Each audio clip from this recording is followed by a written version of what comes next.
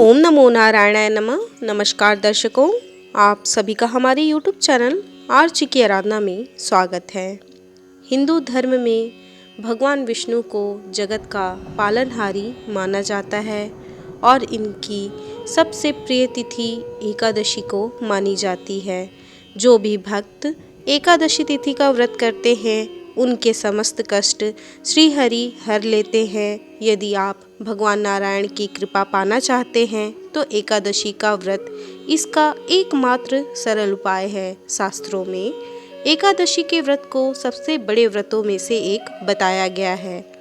इस व्रत में फलाहार रखते हुए जो लोग हरि नाम का जाप करते हुए रात्रि जागरण करते हैं उनको जीवन में कभी भी दुख नहीं भोगना पड़ता और उनके जन्म जन्मांतर के सभी कष्ट मिट जाते हैं।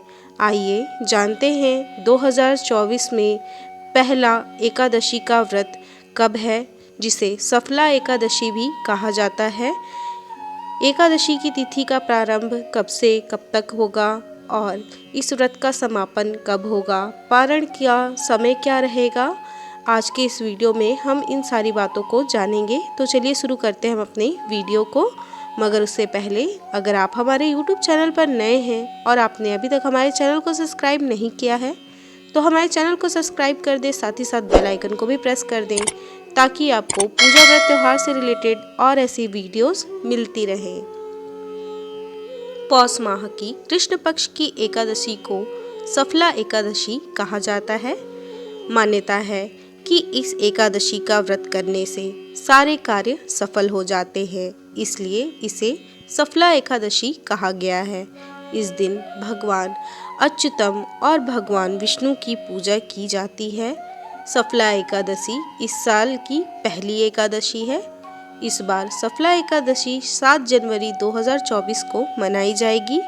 सफला एकादशी के दिन व्रत करने से घर में सुख समृद्धि का वास होता है। आइए जान लेते हैं सफला एकादशी की शुभ मुहूर्त को। सफला एकादशी पौष माह की कृष्ण पक्ष की तिथि को मनाई जाएगी। हिंदू पंचांग के अनुसार सफला एकादशी की शुरुआत 7 जनवरी को रात 12:41 पर होगी और एकादशी तिथि का समापन 8 जनवरी को रात 12:46 पर होगा।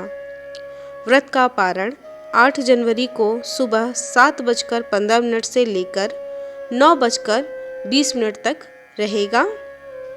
आइए जान लेते हैं सफला एकादशी की पूजा विधि के बारे में। सफला एकादशी के दिन स्नान के बाद व्रत का संकल्प लें। उसके बाद भगवान विष्णु को धूप, दीप, फल और पंचामृत आदि अर्पण करना चाहिए। नारियल, सुपारी, पान, आंवला, अनार और लौंग आदि से भगवान की पूजा करनी चाहिए। इस दिन रात्रि में जागरण कर श्री हरि के नाम के भजन करने का बड़ा महत्व है।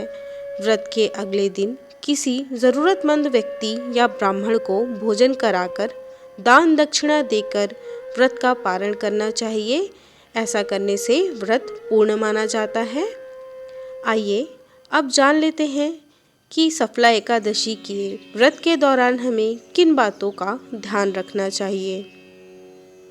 पुराणों में बताया गया है कि सफला एकादशी का व्रत जो भक्त पूर्ण विधि विधान से रखते हैं उन पर भगवान नारायण की कृपा सदैव बनी रहती है। एकादशी के व्रत वाले दिन आप फलाहार चीज़ें खाने में ग्रहण करें और इस दिन अन्न बिल्कुल भी ना खाएं, क्योंकि एकादशी के व्रत में अन्न खाना वर्जित माना जाता है। इस दिन आप भगवान हरि के निमित्त उनके विष्णु सहस्त्र नाम का पाठ कर सकते हैं तो ज़रूर कर लीजिए।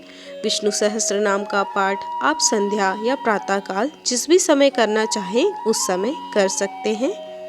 संध्या काल के समय जब सूर्यास्त हो जाए उसके बाद आप तुलसी जी के पास गाय के घी का दीपदान कर सकते हैं।